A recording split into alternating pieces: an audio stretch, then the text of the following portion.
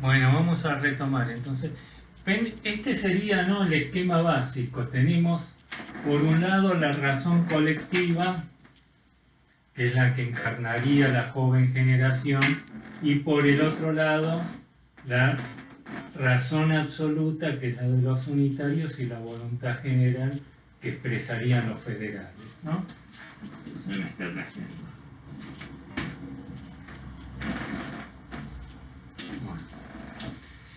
Bueno. La relación acá es, para Alberdi, resulta indisociable, porque la voluntad general solo se constituye como tal en la medida en que se funda la razón y viceversa. La razón solo se constituye como tal en la medida en que se encuentra invocada por la voluntad general. Ahora, ¿qué es lo que pasa, ¿no?, cuando este vínculo, cuando se produce una fisura en este vínculo, que es el núcleo crítico que recorre este tipo de discurso, cuando se separan la razón general, la razón absoluta, de la voluntad general. Y es acá entonces que Alberdi empieza a introducir una serie de distinciones categoriales, hace una serie de desgloses, ¿no? Dice, pues la voluntad general, dice él, la soberanía del pueblo no es la voluntad popular, es la razón colectiva del pueblo, ¿no? Ahora, la voluntad general en que se encarna la soberanía popular, una vez que se desprende de la razón absoluta, entonces se ve degradada ya, deja de ser verdaderamente una voluntad general y se convierte en una mera voluntad popular. Entonces, él va a distinguir la voluntad popular de la voluntad general. Cuando se desprende de la razón, se ve entonces degradada voluntad popular. Ahora, inversamente, la razón absoluta, cuando se desprende de la voluntad general, se va a ver a su vez degradada a un mero racionalismo abstracto. Pasa a ser una razón abstracta.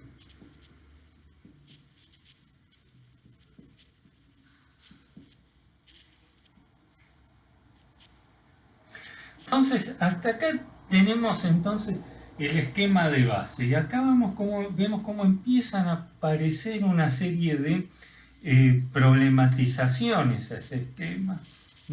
El problema que se va a presentar acá es cuando la razón se desprende de la voluntad.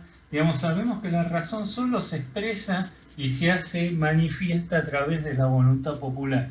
¿Cómo podemos reconocer a la razón una vez que se ha desprendido de la voluntad?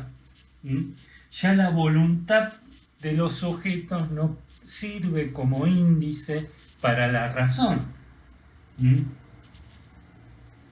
¿Dónde podemos encontrar entonces cuáles son los principios racionales que presiden la lógica de desarrollo de la historia en el Río de la Plata?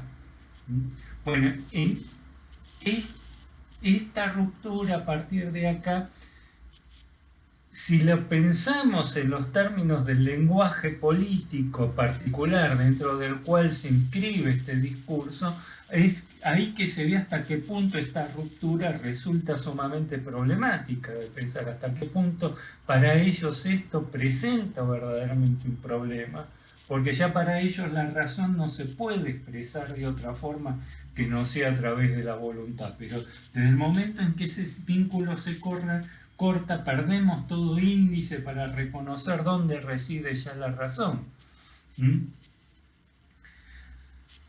El punto es, además, es que este desglose va a permitir también que se rompa la relación, la idea de que se trataría meramente de un discurso ecléctico que busca simplemente conciliar unitarios con federales.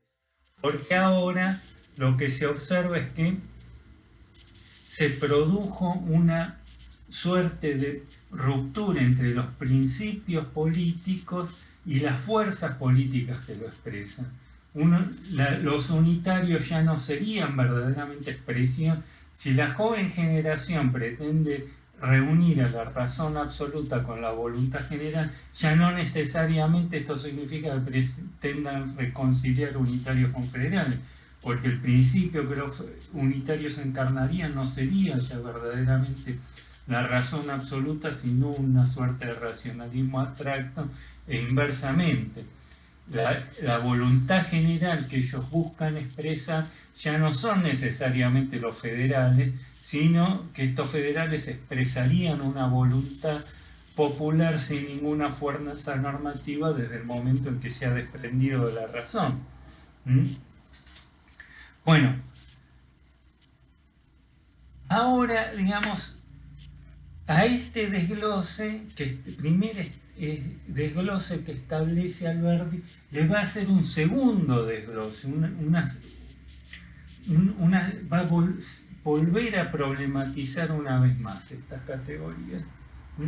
La primera, hasta acá, digamos, aunque ya no sea una lucha entre unitarios y federales, podría entenderse como un intento de conciliar el racionalismo con el historicismo, ¿no? La fórmula de Alberini, racionalismo de fines, historicismo de medios, en principio seguiría siendo válida hasta acá.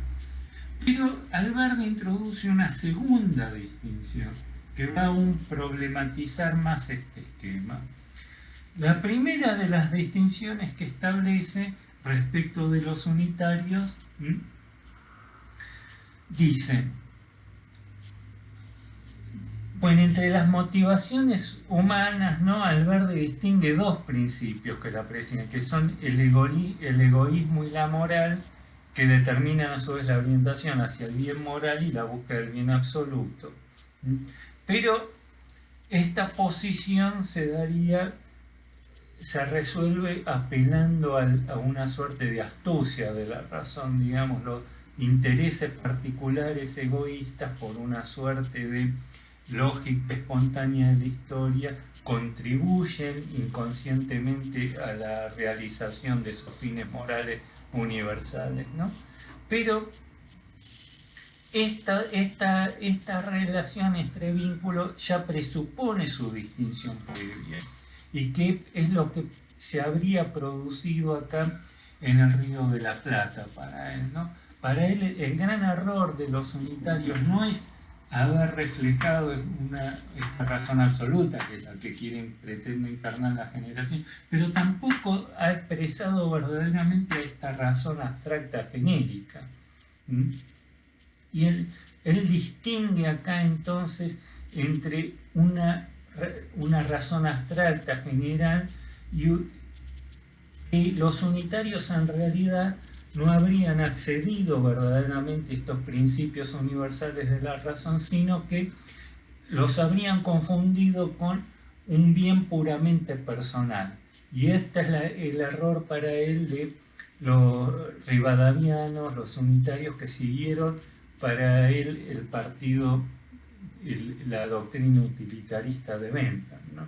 Cuando habla de Rivadavia lo asocia a Bentham y a su vez esa es la base para hacer esta crítica que les leo la cita donde le establece esta distinción. Dice: lo útil produce el bien, pero no es el bien. Lo útil es un medio, ¿no? En fin, la escuela egoísta, o sea, la escuela utilitarista, ha hecho de esta diversidad una identidad, de suerte que no solo ha desconocido la distinción fundamental del bien en bien personal y absoluto, sino que el propio bien personal no ha conocido todas las fases. Es decir, al absolutizar el bien personal, entonces los unitarios se harían pasibles de una doble crítica, no solo por desconocer la voluntad general, sino que también van a desconocer la propia razón general y se van a terminar convirtiendo en una mera razón individual.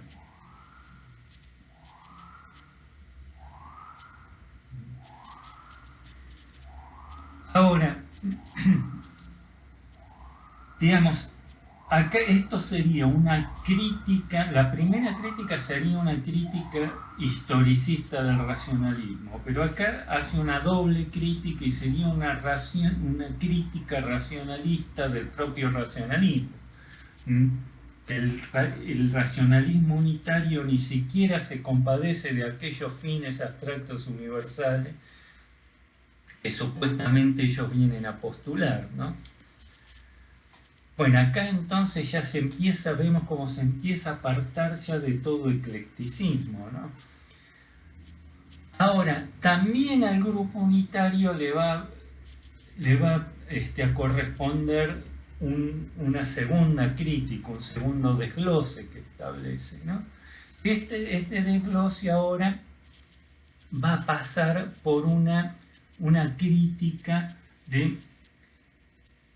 Bueno, esta era una crítica, digamos, racionalista del historicismo y ahora va a ser una crítica historicista del propio historicismo.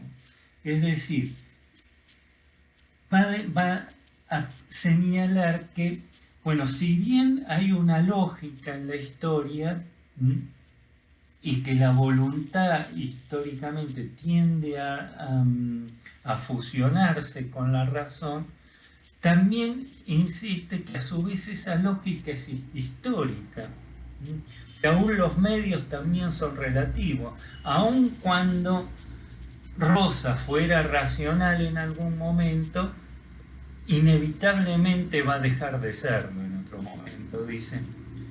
También es relativa a la perpetuidad de la ley, primero porque siendo esta la razón aplicada y siendo las aplicaciones constantemente variables, las leyes deben perecer.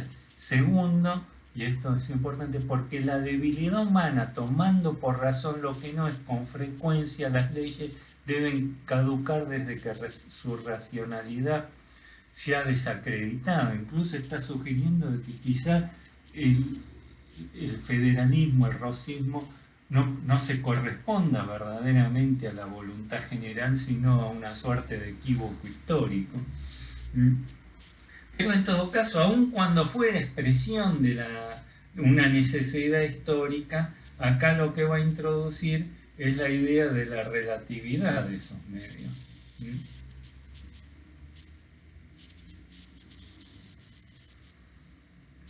Bueno.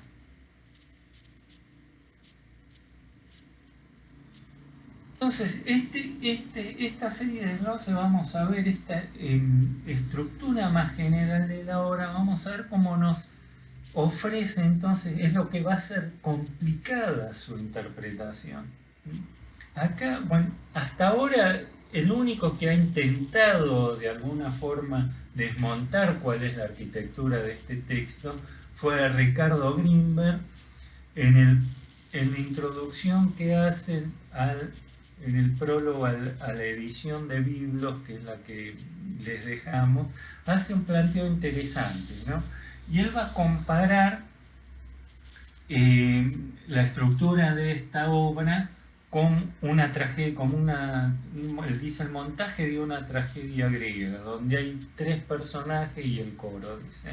Bueno, por una parte Rosas, que es la razón individual. Él interpreta acá la razón individual como expresando al rosismo. Espontánea razón posible de un momento instintivo sentado a la vera del coro, de la voluntad popular, siempre coro y nunca personaje, a veces mero espectador, ocupado en el rumiar baladí de la existencia escueta. En el otro extremo, el partido unitario, razón general, ¿no? Para él, bueno, la razón general o la razón abstracta, unitario, y la razón individual sería el rosismo, ¿no? Es decir, la razón general, pero como mera conciencia de sí, sin poseer un fundamento moral que subordinara la fuerza a la razón, la voluntad general a la razón colectiva, y cuya moral egoísta lo empujaba a poner la fuerza delante de la razón, batiendo con el desprecio la materia en que debía sustentarse. Bueno, y por último, el tercer personaje, la joven generación, razón colectiva, también, pero ya no como mera diferencia de la voluntad general, sino como razón que ha accedido a una revelación trascendente del orden cósmico, ¿no? Bueno, como vemos, la lectura de Grinberg es bastante sutil en el sentido que intenta penetrar un poco más cuál es la estructura concreta del texto en cuestión, ¿no? Y no quedarse con la fórmula genérica y ver cómo categorizamos el texto dentro de esa grilla abstracta, ¿no? Sino que entra a profundizar un poco en cuál es la estructura argumental de la obra, ¿no? Pero comete errores de interpretación y eso lo lleva a sacar una conclusión errada, ¿no? De hecho, dice,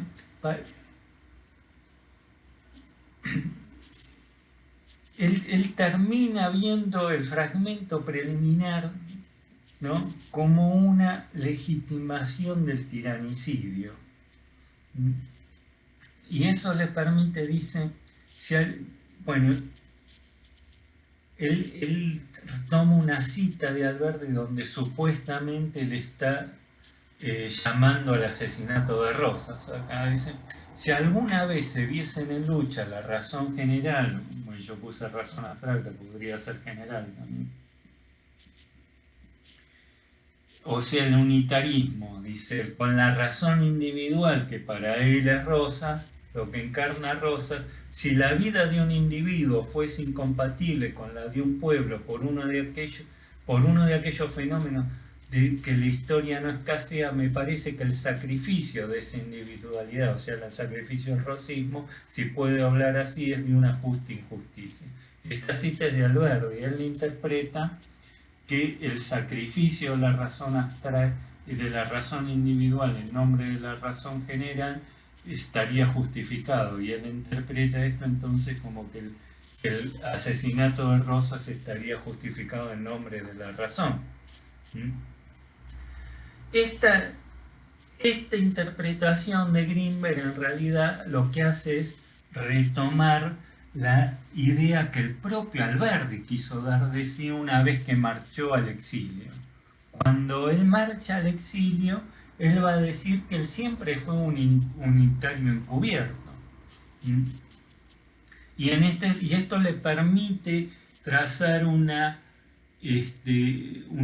correlación, una linealidad en la evolución del pensamiento de Alberdi. Para él el paso al exilio, la ruptura con Rosa, no marcó ningún cambio fundamental, que él ya era antirrosista en el 37, aún antes de marchar al exilio, ¿no? Bueno, y ya les digo, esa es la imagen que el propio Alberdi quería dar de sí, ¿no? Ahora, si retomamos el planteo original, vemos que en realidad era todo lo contrario. Lo que está diciendo, lo que estaba diciendo Alberdi, si vamos al texto, vamos a ver que en realidad estaba diciendo exactamente lo contrario a lo que interpreta Grinberg. El interpretar mal estas categorías lo lleva a distorsionar el sentido del texto. En realidad lo que estaba proponiendo era lo contrario, y es sugestivo que Grinberg omite el párrafo anterior al que él cita, ¿no? Él lo que está diciendo, bueno, si vamos al texto entonces de Alberdi, el párrafo anterior decía, el Estado tiene el poder material de bajar mi cabeza por un antojo, pero a la faz del cielo y de la tierra el Estado no será más que un asesino. Él dice, no si la oposición tiene derecho a asesinar a Rosas, sino al revés, si el Estado tiene derecho a perseguir a los opositores. Y él dice que no acá, ¿no? En principio tiene el poder material de bajar mi cabeza, pero a la faz del cielo y de la tierra no será más que un asesino. Pero agrega, lo será igualmente si lo practica por una conveniencia real, o más bien la utilidad general es una razón de derecho. Y es acá entonces lo que se está planteando es al revés. Si el Estado puede perseguir a los opositores, y es acá que dice eso. Bueno, pero si alguna vez esa correlación faltase, o mejor decir, si alguna vez viesen en lucha la razón general, es decir, el poder del Estado, con la razón individual, que es la de los opositores, de los que él llama los utilitaristas, si la vida de un individuo fuese incompatible con la de un pueblo, por uno de aquellos fenómenos de la que historia no escasea, me parece que el sacrificio de esta individualidad sería, si puedo hablar así, de una justa injusticia, un desorden pequeño en el sostén del orden general. Lo que está diciendo es que efectivamente Rosas tendría derecho a sacrificar, ¿no?, a ciertos individuos en nombre de esa la razón de Estado. En cuanto reponemos entonces los términos originales, según los vimos en este esquema, se ve que en realidad hasta qué punto este texto era efectivamente un texto claramente prorrosista, ¿no? Y esto en última instancia explica, ¿no?, el rechazo al que se vio, del que fue objeto por parte de los unitarios que ya estaban en el exilio, ¿no? Ahora la pregunta que se plantea, ¿no?, ¿y si era tan prorrosista, por qué cayó tan mal también entre los rosistas? De hecho, Pedro de Ángelis, que era el vocero de Rosas en el círculo intelectual, un italiano sumamente brillante en realidad, bueno, va a decir, después del discurso de Alberdi en el Salón Literario del 37, va a decir, Alberdi está perdido. ¿Por qué lo consideró así perdido? Bueno, en realidad, esto lo vamos a ver bien después, pero Alberdi se entera de esto que dice Pedro de Ángelis, y ahí es ahí donde adiciona ese prólogo, que es el que ustedes tienen para leer, donde ahí es todavía mucho más elocuentemente y fervientemente prorrosista, ¿no?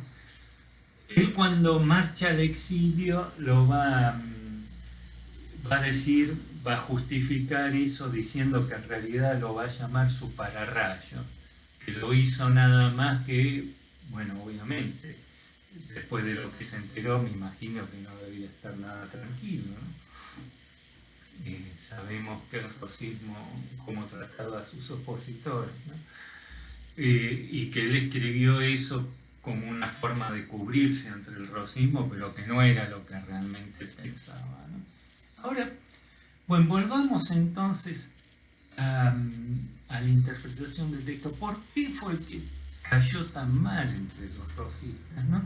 Y esto tiene que ver con el otro aspecto, ¿no?, que es este otro, cuando señala la relatividad de los medios, ¿no? Bueno, vimos que él,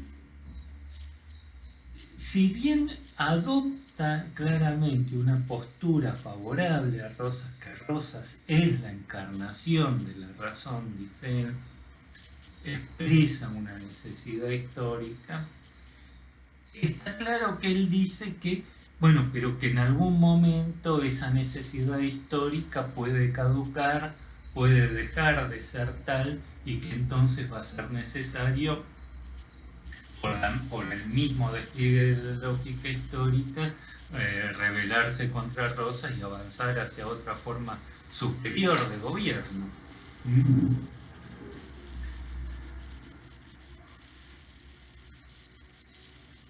Él dice, habíamos visto una explicación del vigor gigantesco del poder actual y lo hemos encontrado en su carácter representativo, pero también dice que ese carácter representativo, como toda realidad histórica, tiende a desvanecerse en el tiempo, ¿no? Tiende a verse rebasada y superada, ¿no? Ahora, el punto, entonces, para entender por qué cayó mal este texto para los rosistas. Y ahí ya tenemos que ver pasar, ¿no?, de la dimensión estructural del texto o de los contenidos del texto a la dimensión pragmática, no que estaba diciendo Alberdi, sino que estaba haciendo al decir lo que dijo. De hecho, lo que está haciendo Alberdi con esto es de alguna forma arrogarse para sí y para su grupo el derecho a dictaminar al respecto. Y es eso en última instancia lo que Rosas no podía aceptar, supeditar la legitimidad de su régimen al dictamen de estos jóvenes intelectuales que no tenían en realidad ninguna base de poder político propio. Es eso lo que él no estaba dispuesto a aceptar, pero también lo que, digamos, ya nada iba a cambiar. Por más que dijera, agregar este prólogo donde dijera que Rosas es Dios, es lo más grande del mundo, diga lo que diga, no va a cambiar el hecho de que, aun cuando el juicio sea favorable a Rosas, él se estaba arrogando para sí, para su generación, el derecho a dictaminar al respecto. Y es esto lo que Rosas no podía admitir, más allá de cuál era concretamente el contenido de ese juicio.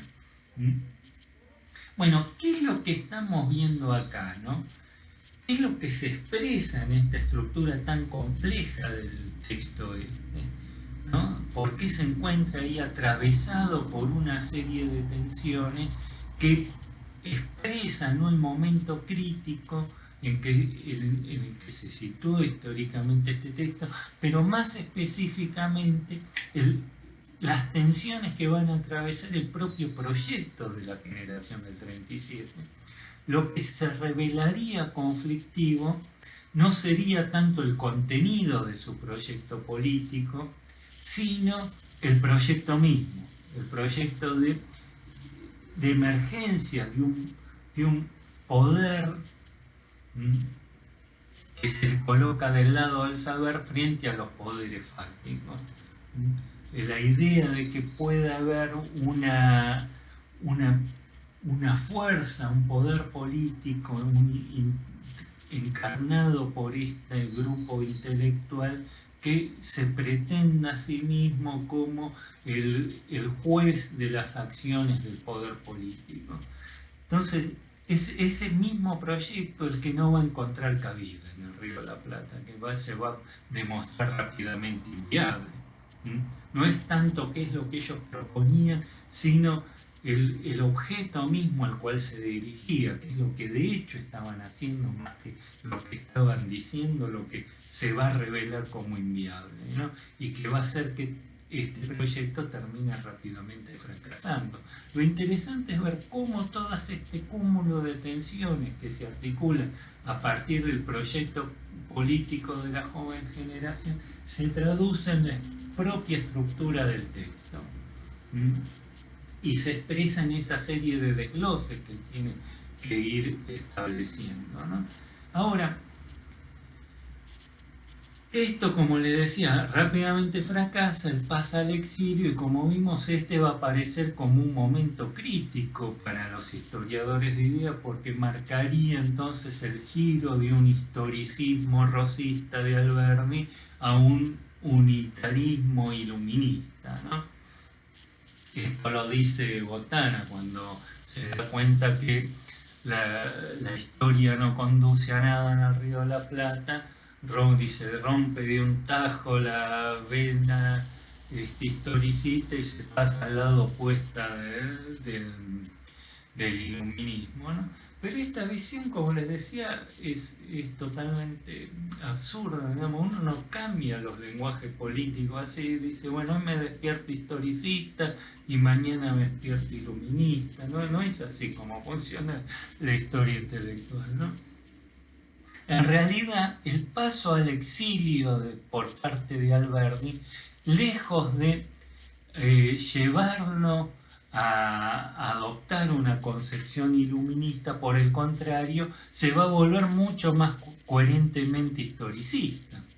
lo que va a decir cuando pase al exilio, va a decir claramente, bueno, más allá de si Rosa fue o no un momento necesario para razón, lo cierto es que desde el momento en que ha decidido desoír los dictados de la razón encarnados por la propia generación del 37, está claro que ha pasado a ser una fuerza sin ningún sustento real, sin ningún sustento en la lógica de desarrollo de la historia, en la lógica racional de desarrollo de la historia, y por lo tanto tiene que caer.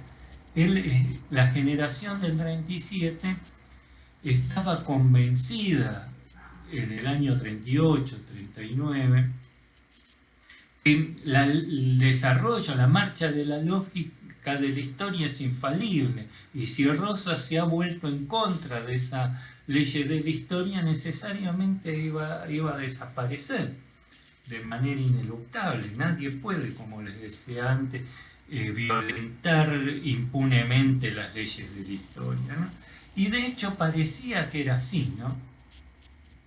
En el año 38 y 39 el poder rosista parecía de componerse por todos lados. Había levantamientos en todo el país, una armada anglo-francesa está bloqueando el Río de la Plata.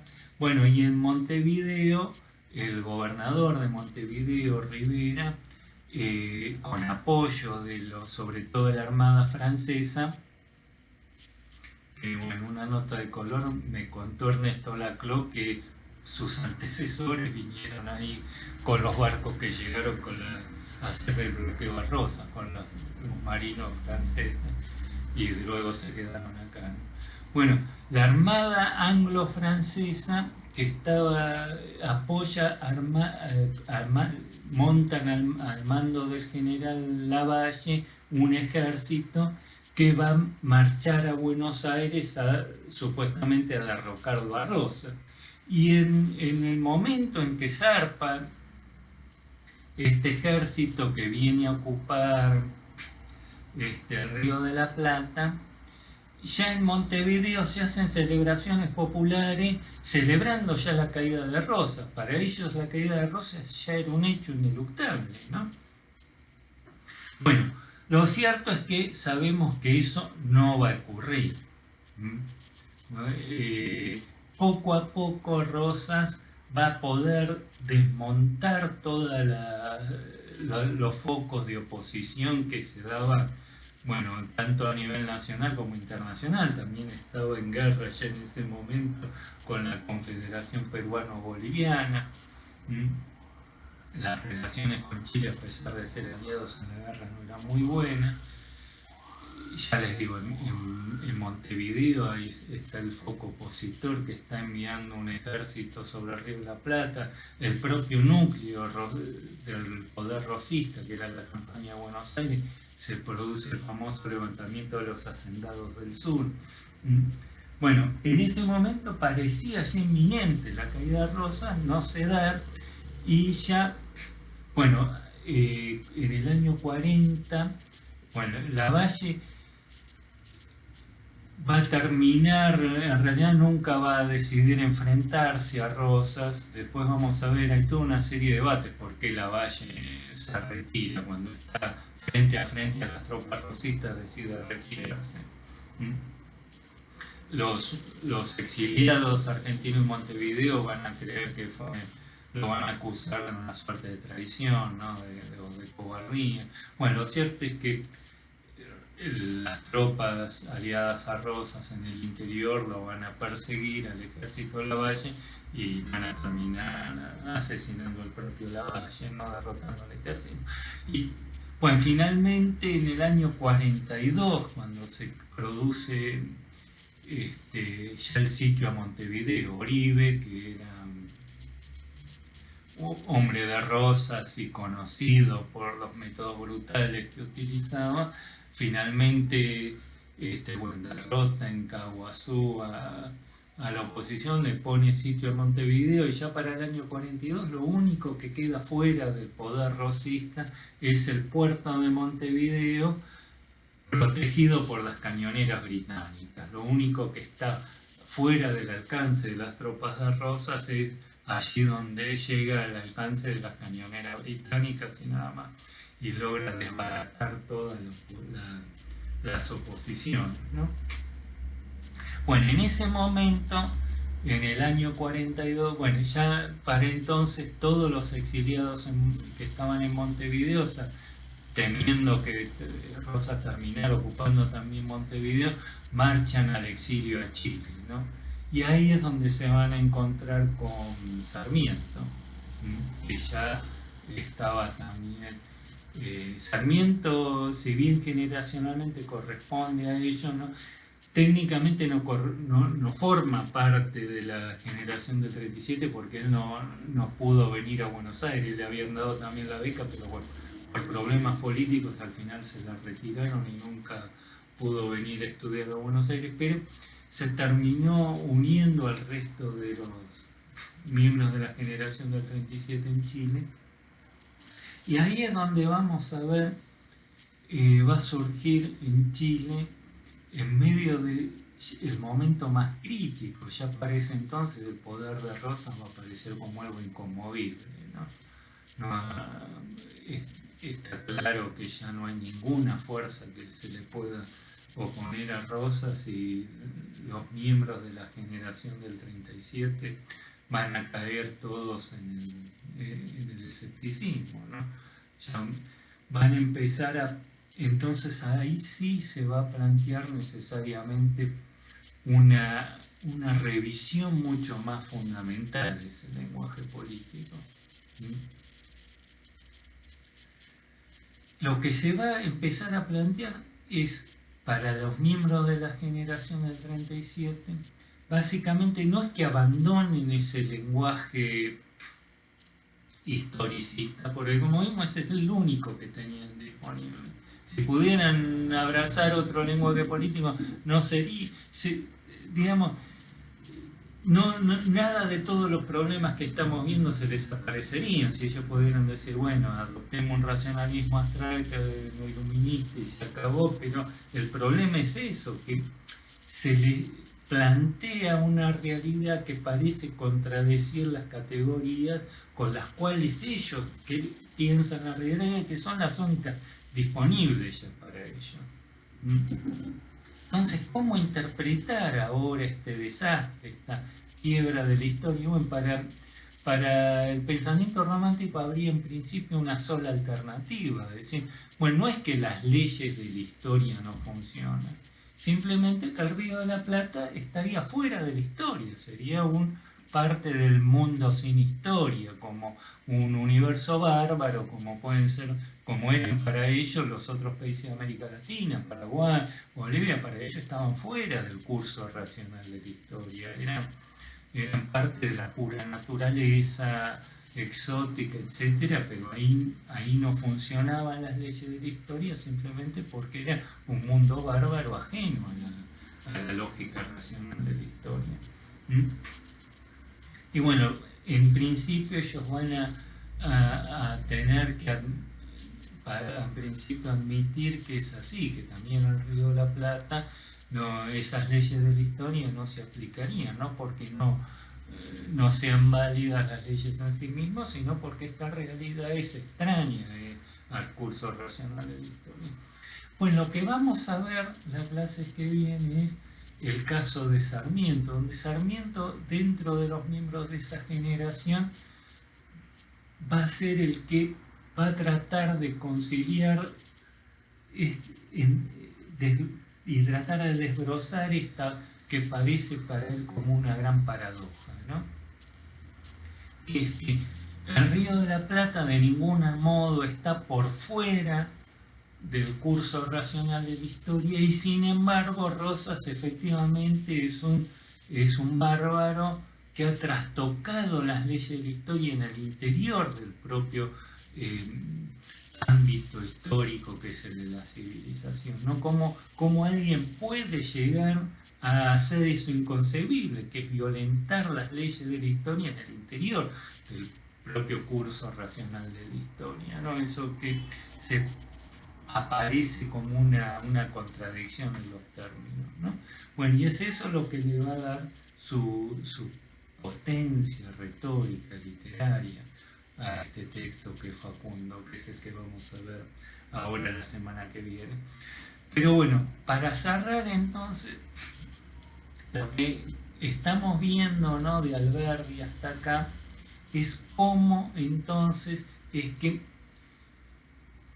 se produce la irrupción de un fenómeno nuevo, que es el proyecto de una fuerza política que va a invocar una autoridad distinta a la del poder político, que es la fuerza de la razón, del saber, y que desde allí va a pretender impugnar o erigirse como árbitro de las acciones de ese poder político, y cómo ese proyecto rápidamente va a fracasar. Pero lo que nos interesa acá, cómo todas esas tensiones se expresan en el interior del propio texto. Cómo eso empieza a desestabilizar ese lenguaje político. En el momento en que la razón corta sus vínculos con la voluntad, cómo entonces es posible establecer un modo de volver discernible esa racionalidad histórica, en el momento en que para esta generación del 37, ya dentro del lenguaje romántico, no hay otro modo de manifestación de la razón que no sea a través de la propia realidad, que la razón es tal como se manifiesta en el propio curso evolutivo de la historia. Bueno, lo que estamos viendo es cómo surge entonces un lenguaje político, pero cómo en un determinado contexto específico ese lenguaje político se empieza a volver problemático, y ya para el año 42 va a aparecer algo paradójico, ¿no? Una realidad, y este es el gran, lo que señala la figura de Sarmiento, ¿no? Cómo la realidad puede obligar a problematizar aquellas categorías con las cuales esos mismos sujetos pueden dar sentido a su entorno, a su realidad, ¿no? Como una serie de hechos se revelan como aparentemente irracionales, ¿no? Y obligan a revisar las categorías con las cuales ellos mismos pueden entender y dar cuenta de una situación histórica, ¿no? Bueno, ese es el Facundo, digamos, y es lo que vamos a ver ahora a continuación. Ahora, como vemos, si nos limitamos y para concluir, ¿no?, si nos limitamos a decir si era más iluminista, historicista, se pierde de vista todo lo que realmente hace interesante estos textos. Tratar de encasillarlos dentro de una grilla abstracta no nos dice absolutamente nada de la profundidad, de la densidad histórica que se encuentra contenida en estos textos, ¿no? Como para poder dar cuenta, darle un sentido profundo a estos textos, es necesario romper con estos esquemas abstractos de historia de ideas y empezar a utilizar otras herramientas conceptuales que son en última instancia las que nos ofrece esta nueva historia intelectual, ¿no? Bueno, nos vemos la semana que viene.